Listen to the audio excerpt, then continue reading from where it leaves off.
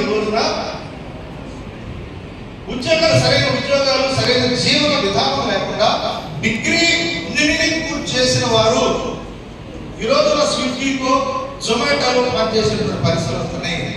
చదువుకునేటప్పుడే హాస్టల్స్కి వెళ్ళి, హై స్కూల్స్కి వెళ్ళి, హై స్కూల్ స్టేజ్ నుంచే మీరు ఏ విధంగా మీ ఉద్దేశాలు ఏంటి, మీ టార్గెట్ ఏంటి ఫిక్స్ చేసుకోండి. ఆ టార్గెట్ ఓరియంటెడ్ గా చదువుకోండి. పరీక్షల కోసం చదవద్దు, సబ్జెక్ట్ కోసం చదువుకోండి అనేటువంటి కార్యక్రమాన్ని విద్యార్థులు చేపట్టాలనేది.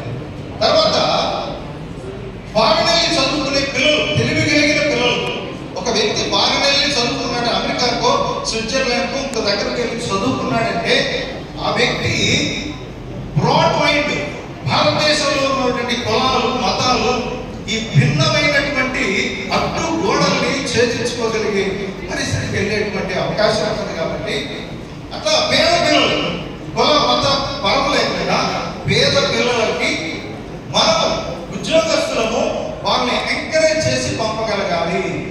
ఒక మంచి కార్పస్ ఫండ్ కూడా ఉద్యోగస్తుల నుంచి ఏర్పాటు చేసి దాన్ని ఎవరు కదిలించకుండా అట్లా కార్పస్ ఫండ్గా పెట్టి దాని నుంచి విద్యార్థులకి మనం సేవ చేయగలగాలి అనేది ఎడ్యుకేషన్ సంబంధించి. ఎంప్లాయ్మెంట్ ఈ రోజున గవర్నమెంట్ ఎంప్లాయ్మెంట్ అనగానే గవర్నమెంట్ ఎంప్లాయ్మెంట్ చూస్తూ ఉంటారు. గవర్నమెంట్ ఎంప్లాయ్మెంట్ తక్కువ ఉన్నాయి. ప్రైవేట్ లో కూడా సాఫ్ట్వేర్ సైడ్ ఇంకొకటి ఆర్టిఫిషియల్ ఇంటెలిజెన్స్ వస్తూ ఉంటాం.